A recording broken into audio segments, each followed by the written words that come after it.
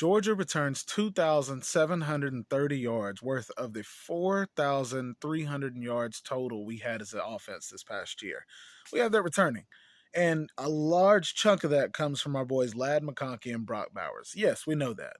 But you still have people like, who is it? Marcus Rosemary Jack Saint, who has almost 400 yards receiving. You got Dylan Bell, who came out of nowhere this year. Dude had almost 200 yards receiving. You still got Arian Smith coming back.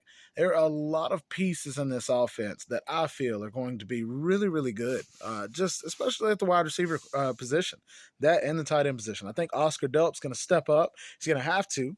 I think he's going to have a big year as well.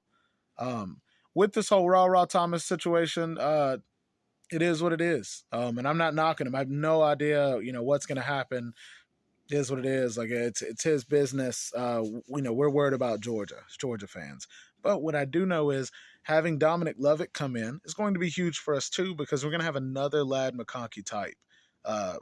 Dominic Lovett is a fast player, but he's also a really, really good player in the flats, open spaces, good with the screen pass. And so having him and Ladd on the field at the same time is definitely going to free Ladd up a good bit. So excited about that. Away from the wide receiver core, tight end position, it's going to be awesome seeing Oscar Delp come into this role and step up. It's going to be great seeing these new tight ends coming in because they're going to play. Or other tight ends, the two that transferred, might not have been top on the depth chart, but with Darnell leaving, Darnell's a huge piece of this offense. He might not have had a whole lot of receiving yards. He had a good bit, but he might not have been the receiving threat that he should have been. More of a receiving threat, but he might not have been that for us, but he still was huge in the blocking game. He was a very physical player, opened up holes, huge holes. So with that being said, looking forward to seeing these two new tight ends coming in.